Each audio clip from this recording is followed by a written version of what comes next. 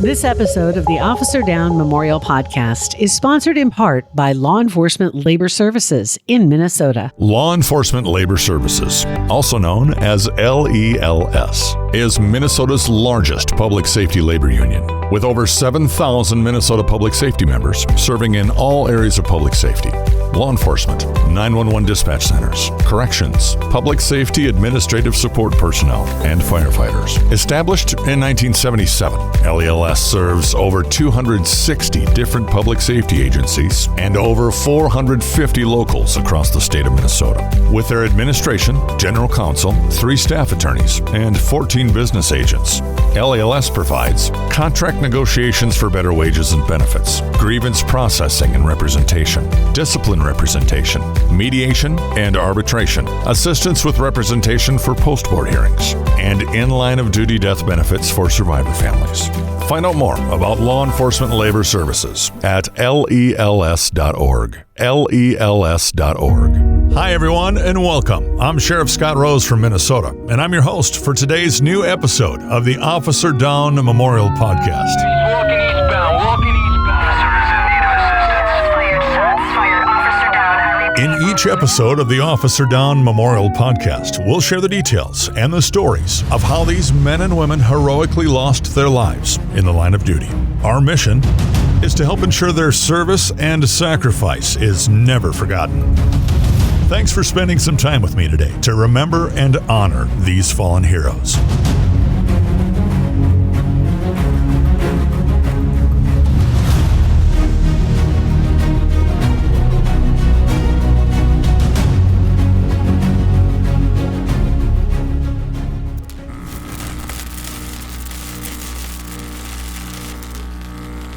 The first electric lighting system that used overhead wires began service in Roselle, New Jersey on this year. It was built by Thomas Edison.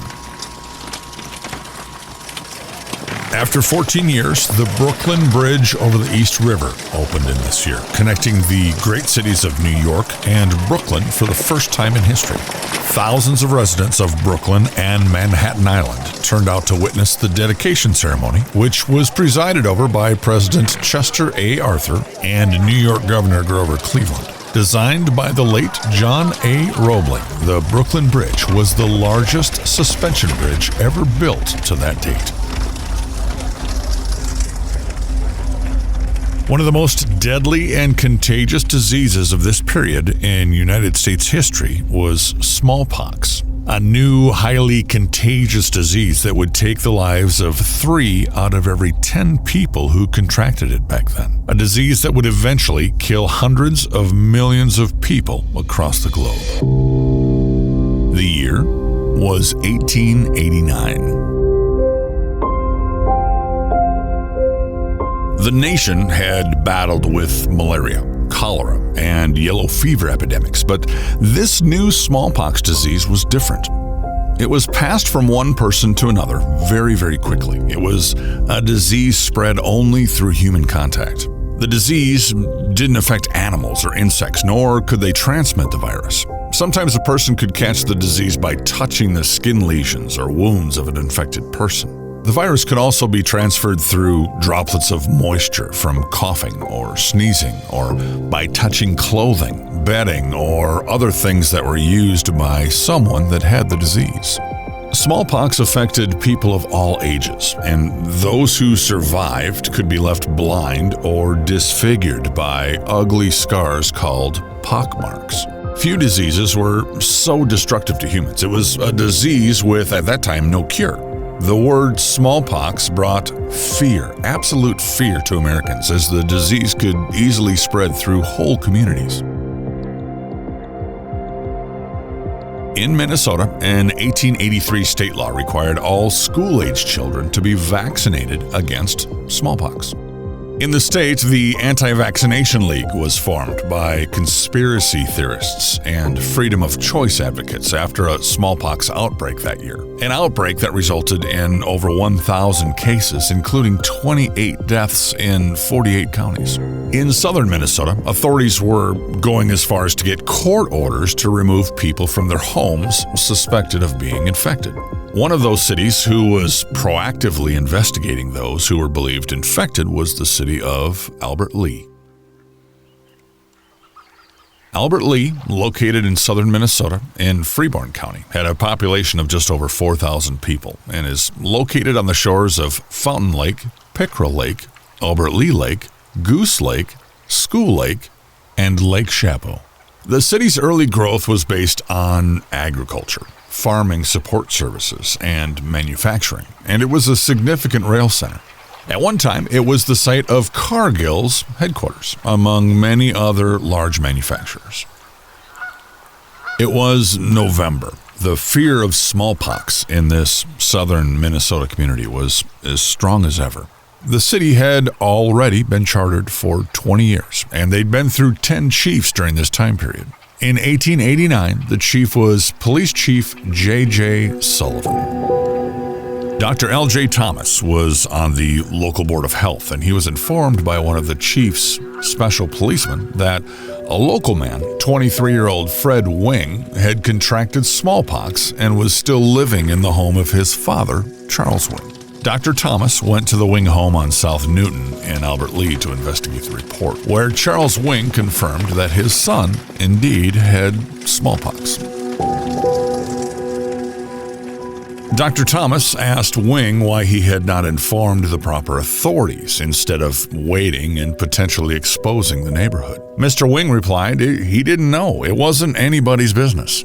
Dr. Thomas didn't argue with him, but he suggested having Fred Wing removed from the home and taken to the hospital so the home could be disinfected, especially since Charles Wing operated a weaving plant at the time and lived near a school. Mr. Wing refused to have his son removed from the home. Dr. Thomas was able to place a quarantine sign on the home before going back to town to speak with the chairman of the Board of Health. The decision was made that the only safe way to proceed was to remove Fred Wing from the home, to take him to the pest house, and then to thoroughly fumigate the home. A pest house, short for pestilence house, was also referred to as a fever shed or a plague house. It was a type of building used to house people believed to be infected with communicable diseases, often used for forcible quarantine for the safety and the welfare of the community. Dr. Thomas consulted the city attorney, ultimately receiving a writ of court order from Justice Stacy, authorizing officers to remove Fred Wing from the home. The court order was given to Albert Lea Special Policeman Judson Randall. Judson Harrison Randall was a special policeman for Albert Lea. Back then, the term special policeman was used to describe a temporary or part-time officer appointed by the chief or the sheriff. When not serving the city, Randall was an experienced wheat buyer and reportedly put those talents to use for S. Messenger of Glenville and C.M. Wilkinson of Albert Lea, and was an active member of the Robson Post GAR. That's GAR, the Grand American Republic, a fraternal organization composed of veterans of the Union Army, the Union Navy, and the Marines who served in the American Civil War.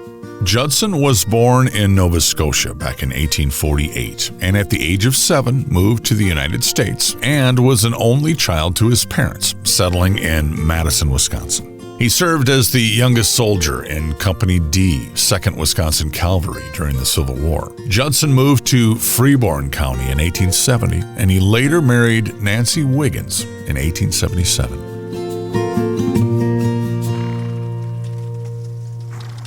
Dr. Thomas then returned to the Wing home. He was trying to compromise with the family with other arrangements, such as the family moving into one room of the home so the rest of the property could be fumigated. According to the local Times article, Mr. Wing stated he would not listen to any such arrangement, and that if Fred was taken from the house, it would be over his dead body. Judson drove to the home of Albert Lea Police Chief J.J. Sullivan and asked him to accompany him to the Wing home to remove Fred Wing, as he thought the chief's presence might make everything go a little more smoothly, according to the Times article. When the chief and Judson arrived back at the Wing home, Dr. Thomas and Officer Torgerson were already there. Judson read the court order to Charles Wing, to which he replied his son was not in stable enough condition to be moved. The chief and Judson then left, and they brought back another doctor, Dr. Frank Blackmer, to examine Fred Wing, after which Blackmer said there was no danger in moving him. In the meantime, Charles Wing had fastened his door to keep the officers out of his home.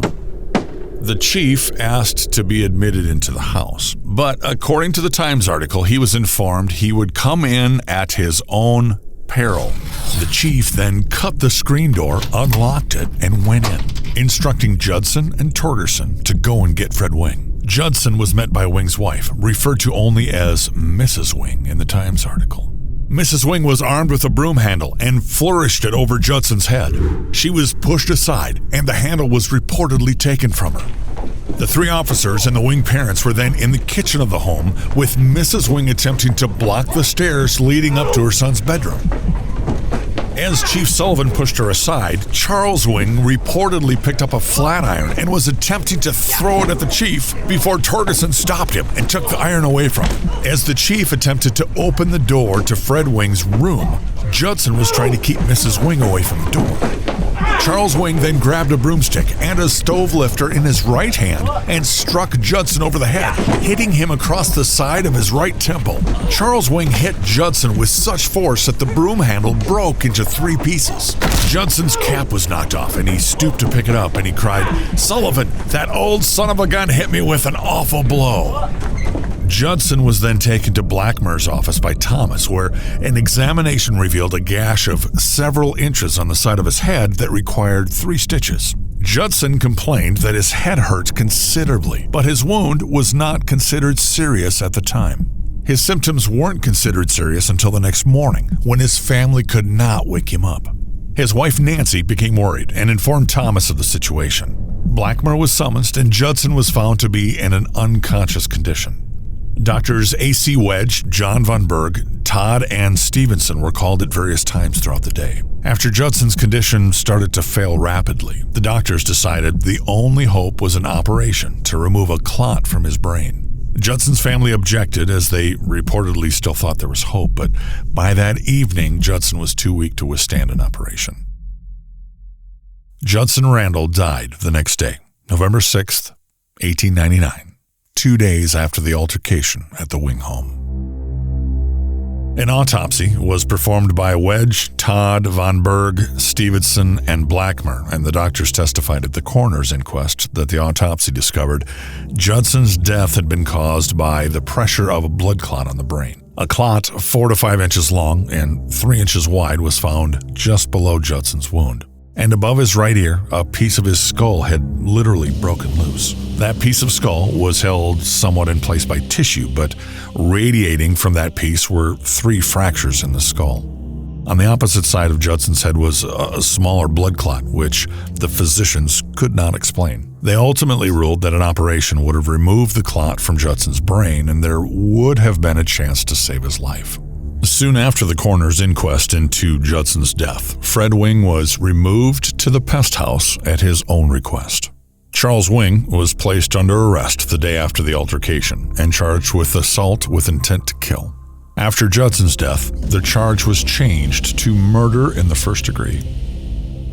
Charles Wing was later acquitted after a 5-day trial with crowds that thronged the courtroom, according to the Times, as a jury found him not guilty after Judge Kingsley declared the order sending the policeman into the Wing home was not valid.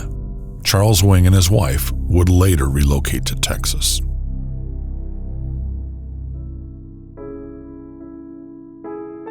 In his death, Judson Randall left behind his wife Nancy and their 22-year-old daughter Estella, who is referred to in the Times article as Mrs. Ed Thomas. As do 99% of all the men and women serving today all across our country, Judson Harrison Randall was simply doing his best to serve his community. He understood service before self, the importance of working for a greater good, trying to make a small difference in the community where he and Nancy raised their daughter. Albert Lee city records indicated that there were other times periodically where Judson was employed as a special policeman for the city. Apparently, when there was a need, he was there to help. Details in this story were researched and discovered by Albert Lee police officer Jason Taylor and Linda Evenson from the Freeborn County Historical Museum, who both worked to historically document the story of Judson Randall. As you heard in this episode, much of the data also came from the local Times newspaper. You can see pictures from the newspaper on Judson's page at officerdownmemorialpodcast.com. Thanks to the efforts of Officer Taylor and Linda Evenson, in 2020, Officer Judson Randall was finally recognized as fallen in the line of duty by the Minnesota Law Enforcement Memorial Association. Recognized for his service and his sacrifice 131 years after his death. Service and sacrifice that will now never be forgotten. Walking eastbound.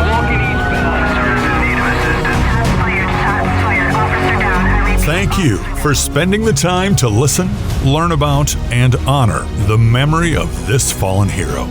Make sure you take the time to thank your local law enforcement for their service and their sacrifice. And don't forget to thank their families too. They also sacrifice so much for our safety.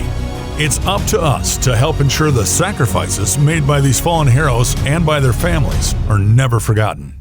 So please share this podcast with family and friends.